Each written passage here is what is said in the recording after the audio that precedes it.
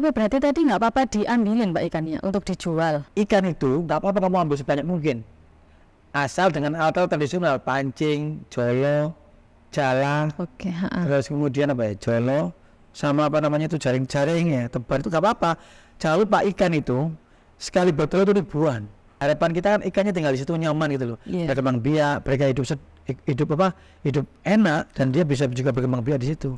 Dan ini juga bisa jadi tempat edukasi. Selain di Gresik sendiri Pak, apakah ada kawasan ikan lain di kota-kota? Ada di Blitar. Oh, Blitar. Ada namanya Fajar Bengawan, itu ada di sebuah komunitas. Mereka juga menjaga kawasan berantas di daerah hulu.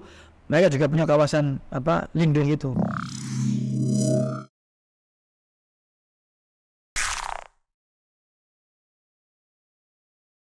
Halo Ikatamers, apa kabar Sungaimu hari ini?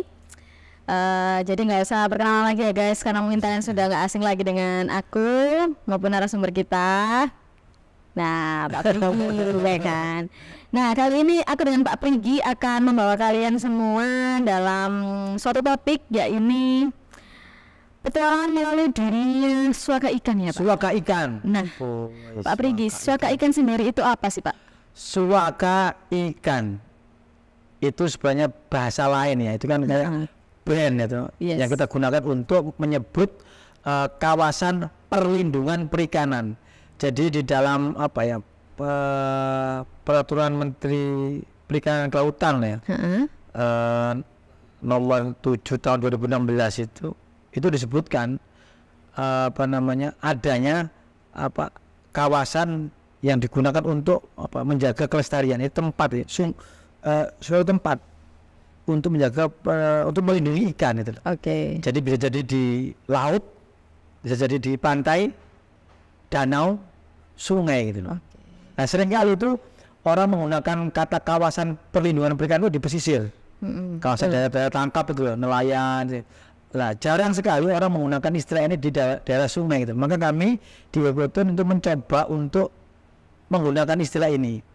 Tadi mungkin tidak ya, nomor 7 tahun 2006. Jadi tahun 2006. Jadi peraturan menteri itu. Kemudian kita mencoba untuk membuat, kenapa harus seperti ini ya, supaya kita mencadangkan. Jadi kita tuh istilahnya itu kayak mungkin membatasi ya. Membatasi aktivitas manusia di kawasan ini agar tidak mengotori sungai gitu. Maka ditetapkan kawasan ini menjadi kawasan suaka ikan. Jadi bentuknya membatasinya ini, batasan kawasan ini emang nggak diituin sama manusia gitu ya? Ya oke. Boleh kan beraktivitas, tapi kalau kamu membuang harus dijaga. Nah, jadi kami itu kemudian ada 3 aspek sih. Jadi ini dulu tuh masih dalam rangka untuk menetapkan ini tahun 2000 berapa dulu ya, tahun 2012 itu ya. Tapi akhirnya tahun 2013 ada SK Gubernur. Saat itu Pak Karwo itu ada surat Gubernur yang menetapkan ya, kawasan dari Melirip sampai jembatan Legundi itu sekitar 11 kilo itu ditetapkan jadi kawasan suaka ikan. Jadi kawasan perlindungan perikanan harus ada 3 syarat. Itu syarat secara ekonomis, secara sosial, dan secara ekologis. Jadi secara ekologi sebuah kawasan suaka ikan itu ya, atau kawasan perlindungan perikanan itu harus ada jenis yang dilindungi. Jadi harus ada ikan yang dilindungi. Nah, kita tuh bersyukur waktu kita sensus, kita menemukan namanya ikan papar, namanya Notopterus atau ikan belida itu, yang dipakai untuk empek-empek di Palembang itu namanya ikan belida, atau ikan lopes, atau ikan pisau, atau ikan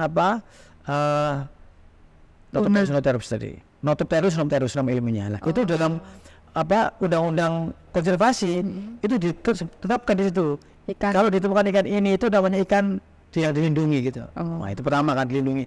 Kemudian kita juga melakukan penelitian, survei, apakah sungai ini layak untuk jadi kawasan lindung gitu ya, atau kawasan perlindungan. Maka kita teliti makanan ikannya. Nah, di situ ada biotinik, kita neliti serangga-serangga di situ lengkap ternyata. Ada anak capung, ada serangga, ada anak udang, ada beragam jenis serangga yang bisa dijadikan pakan ikan.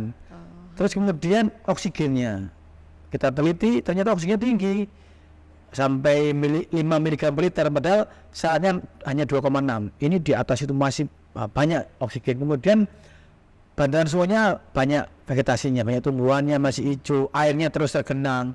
Jadi kalau kita menetapkan kawasan itu harus salah satunya adalah kawasan itu harus terus tergenang.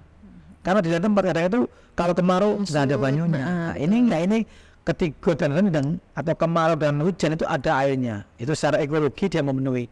Secara sosial, sosial ada ternyata desa-desa yang di atas sungai itu membuat peraturan tentang tidak boleh membuang sampah ke sungai. Nah, itu juga menarik. Kemudian ada juga desa yang menjaga bantaran tepi sungai menjadi kayak kawasan lindung juga. Ada MOU dengan Desa Tirta, mereka menanami bantaran sungai. Jadi secara sosial ada. Ketiga, secara ekonomi ini apa? Ternyata di sini ini ada nelayan tadi. Nelayan setiap tahun itu mendapat penghasil dari ikan tadi. Ada nelayan terus di pasar Sulungan itu kalau kita lihat banyak sekali orang jual ikan-ikan yang ditangkap dari sungai ini. Nah ini kemudian ada aspek ekonomi, sosial, ekologi. Nah, ini kita ajukan ke gubernur dan gubernur setuju. Akhirnya ini dibuat kawasan perlindungan perikanan dilindungi, ada SK-nya gitu. Oh tapi berarti tadi nggak apa-apa diambilin Pak ikannya untuk dijual? Nggak apa, kan sama kan ini kan untuk ya ada aturannya. Oh ada aturan. Ngambilnya itu nggak boleh pakai strum, nggak boleh pakai bom, nggak boleh pakai racun. Karena kalau dengan mengambil pakai itu akan merusak hati, karena dia akan membunuh anak-anakan. Ikan itu nggak apa-apa kamu ambil sebanyak mungkin, asal dengan alat-alat tradisional, pancing, jolo, jalang, terus kemudian jolo, sama itu jaring-jaring ya, tebar itu nggak apa-apa. Jangan lupa ikan itu sekali betul itu ribuan. Kalau sungainya bagus itu akan jadi ikan semua. Iya. Jadi kamu mancing sak pegel-pegel ini nggak apa-apa di situ. Asal dengan tadi alat-alat yang bukan alat yang sifatnya eksploitatif, bom, racun atau pakai istilahnya itu potas itu nggak boleh. Jadi yang dimaksud suakanya ini tempatnya ya Pak, bukan ikannya ya. Maksudnya kita ngelindungin tempatnya mereka gitu ya. Jadi iya benar habitat. Ini kan kawasan perlindungan melindungi kawasannya supaya kalau ini nyaman, harapan kita kan ikannya tinggal di situ nyaman gitu loh. Berkembang biak, mereka hidup enak dan dia bisa juga berkembang biak di situ. Dan ini juga bisa jadi tempat edukasi. Jadi kami juga mengembangkan wisata naik perahu, orang melihat ikan, melepas ikan. Bahkan setiap tahun atau mungkin setiap setengah tahun sekali itu ada komunitas Buddhis, ada anak-anak muda Buddhis, ada Buddhist Education Center, mereka melepas ikan, namanya Fangsen. Jadi Fangsen itu ritual di dalam agama Buddha melepas ikan ke alam bebas. Nah ini kan nggak boleh asal melepas di alam bebas, alamnya harus bagus agar ikan yang kita lepas itu tidak mati gitu. Maka kawasan suaka ikan ini menjadi kawasan jujukan lah bagi teman-teman di Buddhis itu untuk kemudian melepas ikan di sini gitu. Selain di Gresik sendiri Pak, apakah ada kawasan ikan lain di kota-kota? Suaka ikan. Suaka ikan ini jarang, adanya itu di pesisir sih. Ada di Blitar. Blitar. Ada namanya Fajar Bengawan itu ada di sebuah komunitas. Mereka juga menjaga kawasan berantas di daerah hulu. Mereka juga punya kawasan lindung itu. Jadi mereka bahkan asik itu ada yang bisa manggil ikan. Jadi ada Badar Bang. Itu mereka itu ada punya kawasan yang kalau di pihak-pihak ini akhirnya itu datang semua ikan. Itu jadi karena bisa ke sana, bisa main ke daerah Kesamben gitu ya, daerah Blitar itu, daerah Bendungan Serut sana itu ada namanya kelompok, atau di googling aja di YouTube, ada di googling itu ya Fajar Bengawan Badar Bang gitu. Jadi ada badar merah yang bisa dipanggil gitu. Dan itu memang kawasan yang khas karena dulu zaman Mojopahit dulu ayam nguruk itu selalu mampir ke kawasan ini untuk cari ikan namanya badar bang, mencari badar bang untuk dimakan. Karena badar bang ini ikan badar yang durinya itu gede-gede. Jadi biasanya kan kalau kita makan badar kan durinya gede buahnya gitu ya. Nah ini enggak, ini tuh badarnya itu adalah artinya gede-gede, jadi mudah diambil gitu. Jadi dagingnya juga gurih dan manis. Jadi ini mungkin jadi juga teman-teman tuh jadi jujukan untuk wisata kuliner atau wisata untuk ke sungai. Jadi di daerah di Blitar, di Fajar Bengawan itu. Nah ini Pak, kenapa Ekoton sendiri ini membuat suaka ikan dan nganggap suaka ikan ini memang penting gitu kan? Ya kita merasa saat ini itu ikan itu sudah mulai terancam. Betul. Jadi ikannya nggak ada yang bela gitu, ikan itu malah kayak jadi korban gitu, dibunuh, disetrum, diracuni, dibuang limbah, ikannya mati massal gitu. Maka kemudian padahal ikan itu adalah bagian dari rantai makanan kita gitu.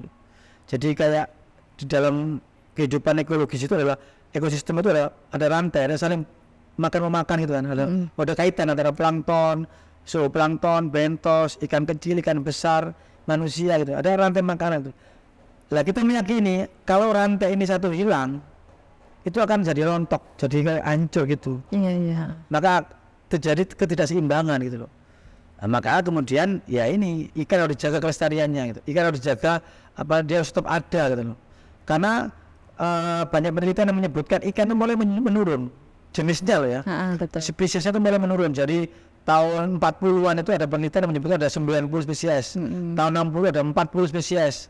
Terus tahun 2000 ada sekitar 20-an 5 spesies. Nah, ini kan semakin menurun. Iya, karena pencemaran industri, pencemaran domestik, hutan di gunung itu dibabati sehingga nggak ada makanan lagi di sungai, ikannya punah. Maka kita ingin agar ada kawasan-kawasan yang penting itu disimpan lah, dijaga gitu loh. Iya. Dicerengi agar ini jadi kayak habitat untuk ikan-ikan. Karena kan kita ini nggak hanya hidup sekarang, hidup terus selama kan itu. Maka kita harus mencadangkan cadangan kawasan cadangan perikanan. Dengan apa ya? Dengan membuat kawasan suaka ikan.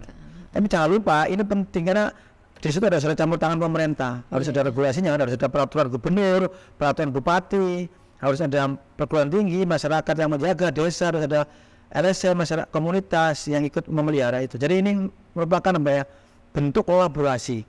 Jadi membersihkan sungai atau menjaga sungai itu tidak bisa kita sendirian. Iya, harus ada dukung ya. Kolaborasi atau bersama-sama gitu. Itu bersama-sama gitu. Terus tantangan utama saat membuat suaka ikan, Pak? Ya sering kali kan ini kan yang baru kan. Hal yang baru itu sering kali dicurigai orang, kemudian sering juga dianggap orang itu aneh gitu. Ini yang kadang-kadang perlu fondasi yang kuat, perlu alasan yang kuat, perlu bukti-bukti yang kuat.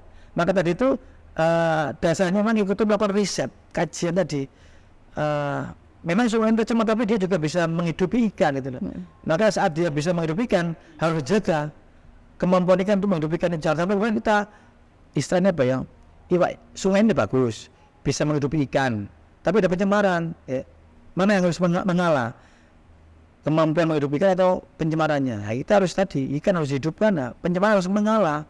Kita dorong industri untuk jangan sembarang loh ya, harus bikin pengolahan sebelum dibuang agar limbahmu nggak membunuh ikan gitu. Betul. Jadi tantangannya itu sih menjelaskan banyak orang, mengajak duduk di level desa. Ada 11 desa, kita duduk datangi door itu Pak, kita mau suara ikan. Itu kan waktu lama kan. Menyadarkan mereka terus ke industri, terus ke pemerintah, ke kecamatan, ke dinas lingkungan hidup kabupaten kota, terus ngajak perguruan tinggi. Jadi semua orang sebanyak mungkin istilahnya itu pihak-pihak yang terlibat itu harus diajak nunggu bareng gitu untuk dirunding. Ayo kita bareng-bareng menjaga mewariskan sesuatu lah. Membuat sesuatu yang bisa membuat legasi lah agar bisa dinikmati oleh generasi yang akan datang gitu. Nah ya tadi kapan Pak Ekoton membuat suaka ikan ini? Berdirinya kapan? Ya tadi pertama itu ada penelpon dari pemerintah tahun 2013. Jadi, tapi kita mulai tahun 2009. Jadi bayangkan 4 tahun ya. Jadi 2 tahun terakhir kita sensus ikan. Jadi sensus itu penting. Sensus. Jadi kita itu mengabarkan sungai ini masih ada ikannya gitu loh. Orang kan dulu itu jarang ditemukan. Makanya kita bikin visual kan ikan itu supaya orang tahu ikannya masih ada. Makanya kita teliti kan. Sensus ikan itu mengabarkan ini si ono gitu. Kan itu terus tadi kita lihat tadi kajian tadi ini yang penting ya. Kajian ekologi, sosial, ekonomis. Ini harus berkelanjutan, maka harus didukung oleh masyarakat. Masyarakat harus tahu. Terus yang ketiga itu ekonomis. Orang selalu berpikir apa manfaatnya secara ekonomis kalau kita bangun suaka ikan. Ada. Kalau ini bisa dikembangkan bisa jadi kayak wisata, perikanan gitu kan. Terus juga airnya ini penting. Ini untuk bahan baku air minum. Jangan lupa sungai ini penting untuk Jawa Timur dan Surabaya dan Gresik, Sidoarjo karena ini bahan baku air minum gitu. Kalau airnya memburuk maka biaya menjernihkannya akan mahal. Maka kalau kita jaga, kita rem diet gitu masyarakat, nggak buang sampah, nggak buang limbah, pabrik juga gitu, maka kemudian ya kita meyakini sungai ini akan bagus kualitasnya gitu, bagus untuk ikan, bagus juga untuk bahan baku air minum gitu. Oke, betul, keren ya Pak ya, dengan suaka ikan ini memang banyak memberikan ini Pak. Lalu bagaimana suaka ikan ini memberikan manfaat bagi masyarakat? Banyak. Jangan meremehkan banyak. Perikanan tadi. Perikanan sekarang dan sudah mulai banyak sekarang. Ikan sudah mulai banyak. Istilahnya sekarang itu saat industri, banyak industri yang dulu sembarangan, buat limbah sembarangan. Nah sekarang begitu ada soal ikan, orang khawatir, takut, ini ada soal ikan, diawasi gitu. Maka mereka berhati-hati, mereka mengolah limbahnya. Begitu limbah diolah, maka kemudian air menjadi bagus, maka ikannya optimum. Dia bisa sekolah ikannya, bisa pacaran, bisa punya anak, biar banyak.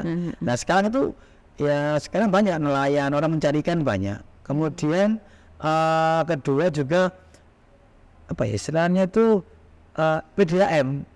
Ya tidak ini juga ini katanya dulu itu sering kejadian ikan mati massal. Iya. Ikan mati nggak mau gitu. Sekarang udah jarang. Nah, ini kan menjadi kualitas airnya jadi bagus, maka PDM juga akan turun kan biaya untuk pengolahannya itu. Jadi ini secara ekonomis ya sangat apa ya membantu masyarakat dan terutama Jawa Timur gitu. Nah, luar biasa sekali ya, apa lagi ya? Saya ngantuk. Pemirsa itu ngantuk. Cukup deh guys ya, pertanyaannya udah lumayan banyak tadi yang udah dijelasin Pak Prigi mengenai. Jangan lupa kalau tanya ini komentar jangan lupa. Iya. Harus kita jawab. Jadi yang mau tanya-tanya lebih tentang masalah ikan guys bisa langsung di komen aja ya guys di channel kita ini. Nah itu tadi adalah pentingnya bagi kita semua untuk mendukung serta berperan penting dalam upaya konservasi suaka ikan ya guys. Kan Pak ya? Iya. Nah terima kasih telah bergabung di episode kali ini. Harapan kami adalah informasi tadi membawa wawasan serta edukasi kita mengenai pentingnya suaka ikan. Sampai jumpa di episode selanjutnya yang akan lebih menarik lagi tentunya. Jangan lupa untuk selalu cek di YouTube kita mengenai podcast Ekoton, akan ada hal-hal baru yang bakal kita upload di sana. Terima kasih, jangan lupa like dan komen. Kalau bisa di subscribe ya guys YouTube-nya. Terima kasih. Jangan lupa jangan buang sampah ke sungai. Jaga ikan kita supaya sehat.